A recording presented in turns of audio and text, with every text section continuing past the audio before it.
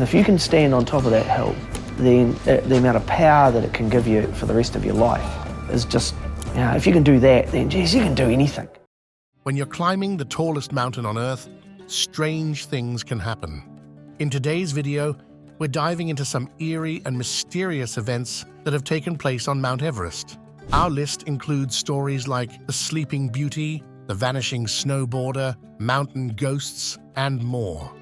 But before we start, make sure to subscribe to our channel. Now let's get into it.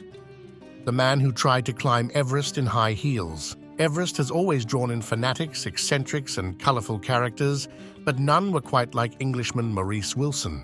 In 1933, Wilson came up with a daring plan: fly to the northern slopes of Everest, crash-land his plane, and then climb to the summit solo. He trained in Britain, hiking and learning to fly a Gypsy Moth plane.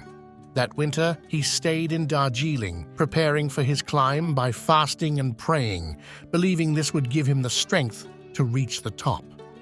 Realizing the plane idea was impractical, Wilson set off on foot across the Rongbuk Glacier on May 22, 1934. However, he was soon stopped by an ice wall and his lack of climbing gear or experience.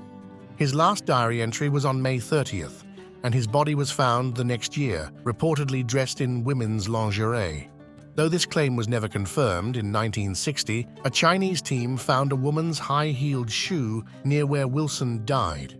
It was later revealed that Wilson had been a cross-dresser, having worked in a women's clothing store in New Zealand before Everest mania took over his life. Corpses are often left behind when a climber dies en route. Over 320 people have lost their lives trying to climb Mount Everest. Fatalities have been caused by avalanches, rock slides, blizzards, falls, altitude sickness, freezing temperatures, and sheer exhaustion, especially in the infamous death zone above 26,000 feet. Bringing bodies down from such heights is a grueling and dangerous task, so most of them are left where they fall. Preserved in the snow, these bodies often become trail markers for climbers. Everest's deadliest day was April 25, 2015, when an avalanche triggered by a 7.8 earthquake killed 19 people at base camp.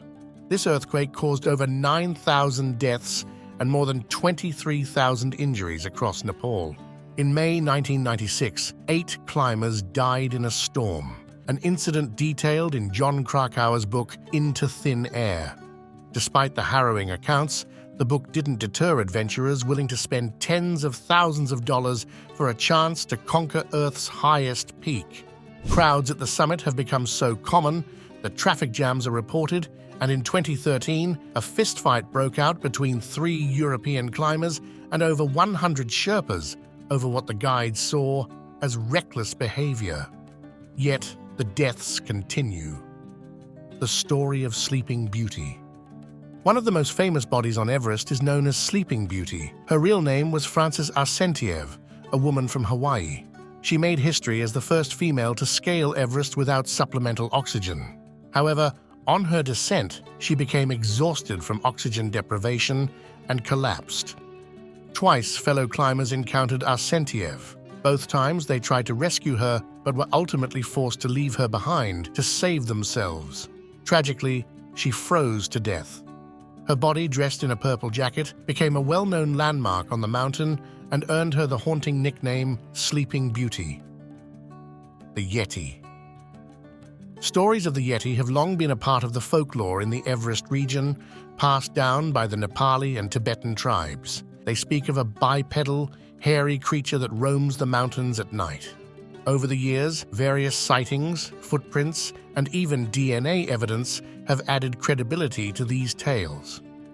One famous example is from Eric Shipton's 1951 Everest expedition, which found enormous footprints at 20,000 feet. Another is the Yeti scalp, kept in a monastery in Kumjung, on Everest's south side. In 2009, Joshua Gates and his Destination Truth team found what might be the most convincing evidence yet. They collected hair samples from footprints measuring 13 inches long and 10 inches wide. When tested, these samples revealed an unknown DNA sequence, adding more mystery to the Yeti legend. The vanishing snowboarder. In 2001, Marco Siffredi achieved the unthinkable. He snowboarded down Everest. Starting from the summit, he rode down to Advanced Base Camp at North Col, then continued down the Norton Couloir for 2 hours. Eager for a greater challenge, Siffredi aimed to descend the more difficult Hornbein Couloir the next year. Despite the Sherpa's warnings about his exhaustion and changing weather, Siffredi decided to go for it. He was never seen again. The Sherpas found no snowboard tracks, and Siffredi's body has never been discovered. Mountain ghosts. Everest is known for its many frozen bodies, but could it also be home to their ghosts? According to Sherpa Pemba Dorje, the answer is yes. Pemba Dorje is famous in the climbing world for 2 reasons. First, he claimed to have climbed Everest in a record time of 8 hours and 10 minutes on May 21, 2004. Second are the strange events he encountered 3 days later on May 24th. As he was nearing the summit from the South Col, Dorje stumbled upon the frozen bodies of climbers. Suddenly, he felt surrounded by something supernatural. He described seeing black shadows reaching out to him, begging for food. Dorje believed these were the spirits of mountaineers who had died on Everest. Many Sherpas think that the ghosts will remain restless until the bodies receive proper burials. With so many corpses in the death zone, above 26,000 feet, it seems Everest will not be free of ghosts anytime soon. Mysterious deaths. In 2017, the world heard conflicting reports about deaths on Everest. Sherpas claim to have found the bodies of 4 climbers in a tent. This news was reported by the Associated Press and Reuters and quickly spread through mainstream media. However, none of the expeditions on Everest at that time reported anyone missing. Nepal's tourism department also doubted the report, saying that dozens of climbers would have seen the tent and bodies, but no one else reported it. Was this another case of Everest ghosts? Were the Sherpas mistaken? No one knows for sure. The third person. In September 1975, British climbers Dougal Haston and Doug Scott had to spend a night in the death zone after reaching Everest's summit late in the day. They dug a snow hole and huddled together, unsure if they would make it through the night. They soon ran out of oxygen. With no food and their butane heater running low, things looked grim. Then, something strange happened. Both climbers felt a mysterious presence in the snow cave with them. This presence seemed to share its body heat and offered advice on how to stay warm and alive. Other climbers like Peter Hillary, Lincoln Hall, and Reinhold Messner have reported similar experiences when they needed help on Everest. Frank Smythe's encounter. Frank Smythe was a seasoned English mountaineer. In 1931, he set a record by climbing India's Kamet. He later went on 3 Everest expeditions in the 1930s. The first one shook him deeply. In his book, Camp 6, the 1933 Everest Expedition, Smythe describes feeling a presence beside him while climbing. He believed it was real and even tried to share a mint cake with it. He also saw 2 curious objects floating in the sky that looked like kite balloons. They hovered and seemed to pulsate. These could have been hallucinations from lack of oxygen, or maybe they were ghosts, or even aliens. First ascent, the Russians.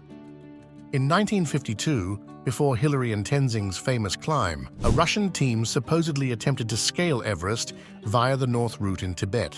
Reports at the time suggested they planned to place statues of Lenin and Stalin on the summit. The team set up a final camp around 26,200 feet, preparing for their summit push, but then they vanished without a trace. To make things more confusing, the Russians have always denied that the 1952 expedition even happened, despite a report by Yevgeny Gippenreiter in the Alpine Journal that year, stating that a team of 35 aimed to climb the Northeast Ridge. Additionally, on April 21, 1952, the Sydney Morning Herald speculated about their chances on the mountain. Despite many searches, no trace of the team or its members has ever been found. That's all for today. Thanks for watching, and I'll see you next time. Until then, take care and goodbye.